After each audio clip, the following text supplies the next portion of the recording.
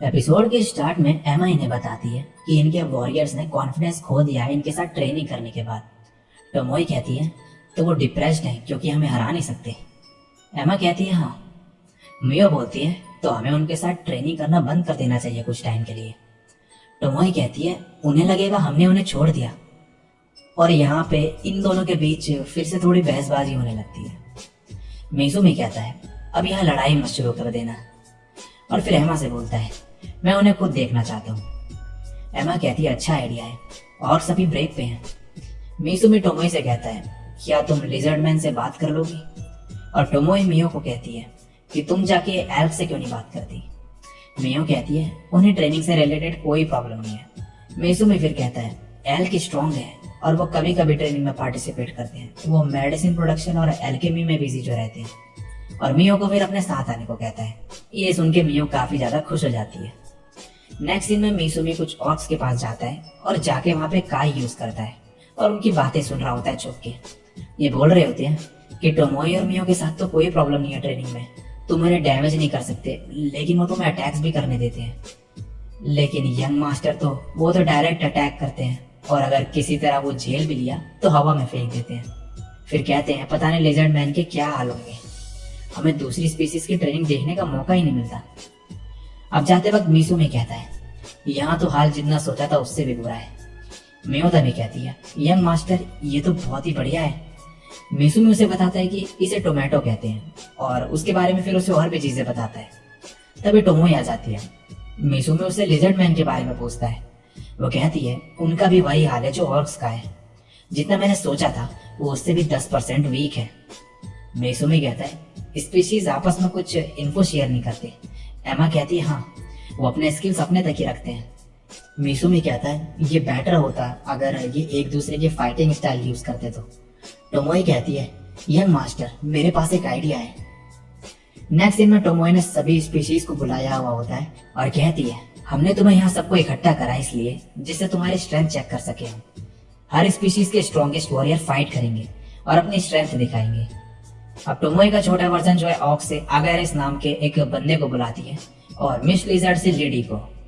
इन दोनों के बीच अब बड़ी खतरनाक फाइट चलती है जिसमें प्लेटफॉर्म भी टूट जाता है। लेडी अगैरेस पे अटैक करता है और उसे चोट लगती है थोड़ी, लेकिन फिर अगैरेस उसे नीचे पटक देता है और वो जीत जाता है। फाइट के बाद टोमोई बिल्कुल भी खुश नहीं होती इनसे और इन पे चिल्लाने लगती है और कहती है तुम और स्ट्रॉन्ग क्यों नहीं हो। और फिर एक ऑक्स से इसका रीजन पूछती है। वो कहता है आपके लिए शायद वो स्ट्रॉन्ग ना हो, लेकिन हमारे नजरिए से उन्होंने अच्छी फाइट लड़ी।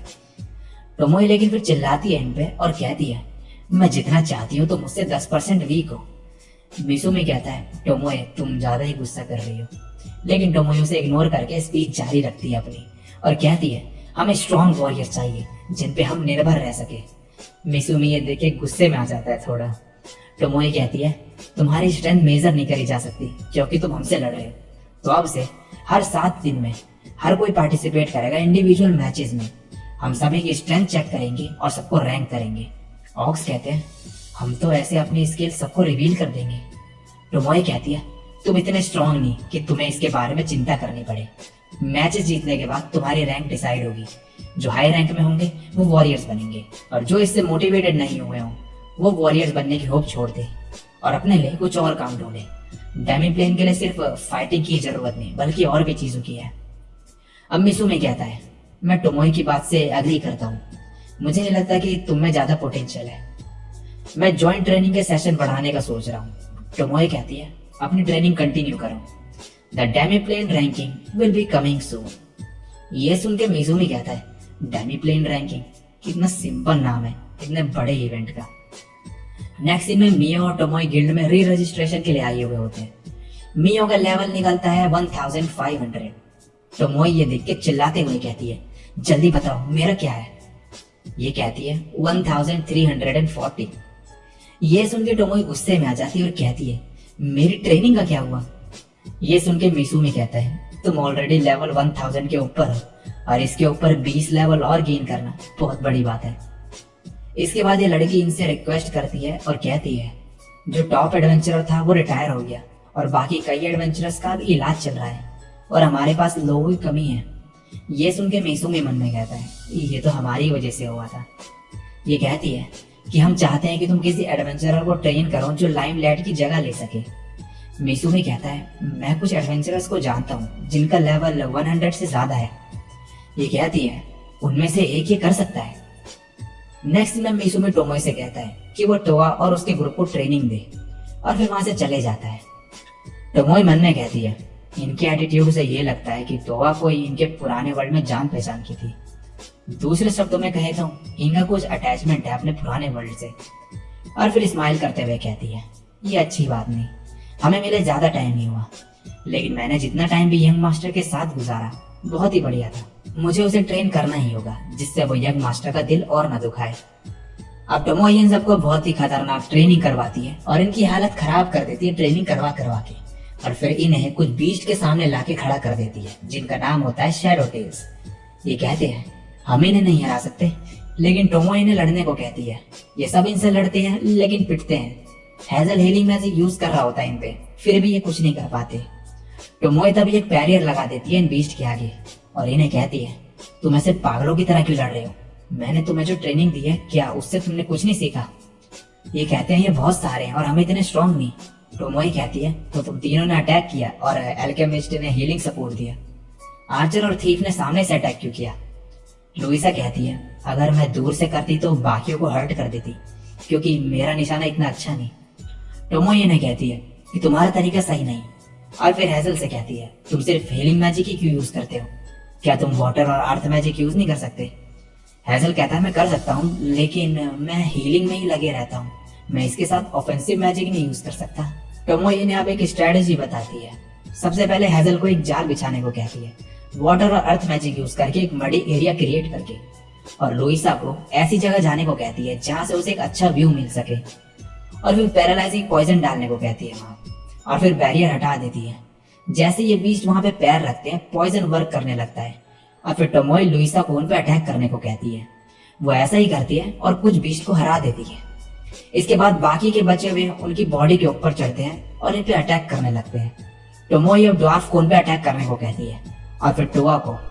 ये ऐसा ही करते हैं। टोमोई हेजल से कहती है ऐसे तुम्हें बस ड्वार्फ को ही सपोर्ट करना पड़ेगा, तुम अपना बाकी का माना अटैक करने में यूज कर सकते हो। हेजल कहता है मैं ज्यादा बड़ा मैजिक यूज नहीं कर सकता ऐसे। टोमोई कहती है उसकी जरूरत नहीं, छोटे भी चलेंगे, जैसे इनके मुंह और नाक को कवर करना। अब ये काफी देर तक इनसे लड़ते हैं और इन्हें हरा देते हैं। हेजल इनकी टेल निकाल लेता है और कहता है इनके ज्यादा पैसे मिलेंगे, और इनके क्लॉ भी काफी कीमती है, और उन्हें जैसे ही टच करता है वैसे ही उस पर भी पॉइजन का असर होने लगता है। टोमोई कहती है अब तुम लोग इनके जैसे ही बीस्ट को हराओगे इनकी जगह जाके। ये कहते हैं लेकिन हमारा लेवल अभी इतना नहीं। टोमोई कहती है लेवल बस नंबर है, तुम ऑलरेडी काफी स्ट्रॉन्ग हो। फिर इन्हें थोड़ा मोटिवेट करती है और कहती है लगभग 100 मंकीज होंगे नेक्स्ट डैन में, तुम्हारे पास आज की रात है बस स्ट्रेटेजी क्रिएट करने के लिए। तुम मॉर्निंग में अटैक करोगे, मैं तुम्हें गिल्ड में मिलूंगी। ये सारी चीजें टोमोई सुबह गिल्ड में बता देती है, और ये लड़की कहती है लेवल 100 के एडवेंचरर्स मुश्किल से सिर्फ एक ही शैडो को हरा पाएंगे, और वो काफी खतरनाक है, और काफी परेशान हो जाती है। लेकिन तभी तोआ और उसके ग्रुप गिल्ड में आ जाते हैं और कहते हैं हमने उन्हें हरा दिया। इनकी हालत काफी ज्यादा खराब हुई होती है और इन्होंने 2 नेस्ट एक ही दिन में डिफीट कर दिए होते हैं इन बीस्ट के। ये देख के टोमोई कहती है तुम पास हुए। नेक्स्ट दिन में मीसूमी मियो को एम्ब्रोसिया फ्लावर्स ढूंढने जाने को कहता है और उसे बताता है कि वो इस फॉरेस्ट में होते हैं जिसका नाम होता है टाइनाराक फॉरेस्ट। मियो कहती है ठीक है, और उससे पूछती है कि वो क्या करने वाला है। मीसूमी कहता है मैं शॉप स्टार्ट करने का सोच रहा था, अगर हम मर्चेंडाइज भी इकट्ठा कर ले तो हमें एक जगह चाहिए उन्हें बेचने के लिए। अब मीसूमी रैम्परांट ट्रेडिंग कंपनी में पैट्रिक से बात करने जाता है और कहता है कि क्या उसे यहाँ पे किराए में दुकान मिल सकती है, और पैट्रिक मान जाता है और फिर पूछता है कि क्या उसे सिर्फ एक शॉप ही चाहिए बिजनेस के लिए, और फिर कहता है क्या खुद की शॉप ओपन ना करने का रीजन वही तो नहीं है। मीसूमी मन में कहता है मैं इम्प्रेस्ड हूँ, इसने मेरा दिमाग पढ़ लिया। अब पास का सीन दिखाया जाता है जिसमें डेमी प्लेन दिखाया जाता है, और यहाँ पे मीसूमी कह रहा होता है अगर मैंने बिजनेस ओपन करा तो मुझे एक नोटिफिकेशन सबमिट करना पड़ेगा किंगडम में, और मुझे उनके लिए जासूसी करनी पड़ेगी। ये मुझे रिसेप्शनिस्ट ने बताया गिल्ड कार्ड देते हुए, और उन्हें मना करूंगा तो इससे बिजनेस खराब हो जाएगा, तो हमें किसी की स्टोर के अंदर जगह लेनी पड़ेगी रेंट में। अब प्रेजेंट में पैट्रिक कहता है एक न्यूट्रल सिटी है जो किसी किंगडम की नहीं है, तुम अपनी शॉप खोल सकते हो वहां पे। वहां मेरा कोई जान पहचान का है, मैं उनसे पूछूंगा, तो मुझे थोड़ा टाइम चाहिए। मिसुमी कहता है ठीक है, थैंक यू। अब मियो को दिखाया जाता है जो फॉरेस्ट में एम्ब्रोसिया फ्लावर्स लेने आई होती है, और अब कुछ ह्यूमंस को दिखाया जाता है जिन्हें देख के दो लड़कियां कह रही होती है ये इस जगह को कैसे बर्बाद कर सकते हैं, ह्यूमंस सिर्फ चीजें चुराना जानते हैं। दूसरी लड़की कहती है कितने लापरवाह है ह्यूमंस। और इसी के साथ ये एपिसोड यहीं पे एंड हो जाता है।